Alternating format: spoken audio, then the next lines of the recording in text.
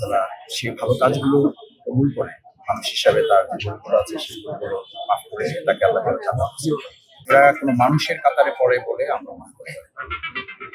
আমরা তার জন্য দোয়া করি আল্লাহ তাআলা মানুষ হিসাবে কেউ ভুল ত্রুটি উঠছে না, কারো হয়তো ভুল আছে, হয়তো না আছে, সে ভুল যেন আল্লাহ মাফ করেন। তার ভালো কাজ আছে, ভালো কাজ করেছেন কিছু, নিশ্চয়ই আল্লাহর কাছে সেটা আল্লাহ ভালো জানেন।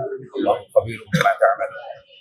আমরা চাই আল্লাহ তাআলা সেই ভালো কাজগুলো কবুল করে মানুষ হিসাবে তার যে ভুলগুলো আছে সেই ভুলগুলো মাফ করে দিয়ে তাকে আল্লাহ তাআলা জান্নাত নসিব করেন।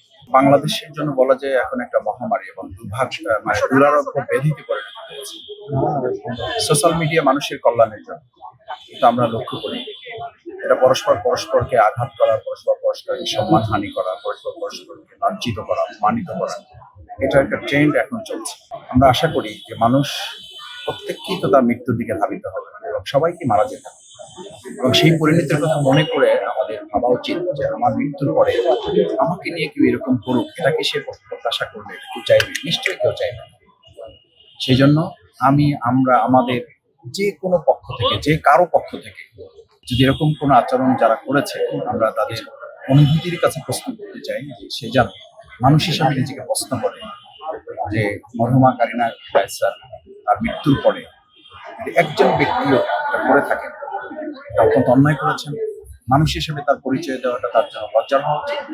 একটা পশু দেখবেন, একটা পশু মারা যাওয়ার পরে আর একটা পশু এসে সহযোগিতা করে, সেখানে একজন মানুষ মৃত্যুর পরে তার যত অন্যায় থাকে সেটা ভুলে গিয়ে আমাদের বিশেষ করে জুলাই যোদ্ধা হিসেবে এই যে অন্যায়ের বিরুদ্ধে, ফ্যাসিস্টের বিরুদ্ধে এবং একটা জালিমের বিরুদ্ধে অন্যায় করার জন্য রাস্তায় সাধারণ মানুষের পাশে, আপনারা জানেন যে বাংলাদেশের ইতিহাসে স্বাধীনতা যুদ্ধের পর আমরা স্বাধীনতা যুদ্ধ দেখি নাই, শুনেছি, সেই যুদ্ধেও সকল শ্রেণী পেশার মানুষ অংশগ্রহণ করেছে। যেমন এই যুদ্ধেও কিন্তু সকল শ্রেণী পেশার মানুষ, এবং আমি বিশেষভাবে স্মরণ করি, আমি সাধারণ একজন কর্মী, আমি রাস্তায় থাকার চেষ্টা করেছি 17 বছর এই শেখ হাসিনার বিরুদ্ধে।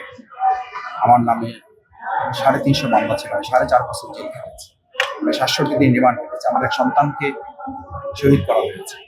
সেই জায়গা থেকে খুব স্বাভাবিক যে মরহুমা কারিনা কায়সার জুলাই যোদ্ধা হিসেবে তার প্রতি আমাদের মমত্ববোধটা, তার প্রতি আমাদের শ্রদ্ধার জায়গা, সম্মানের জায়গাটা, সেখান থেকেই কিন্তু আজকে আমি এলাকায় ছিলাম।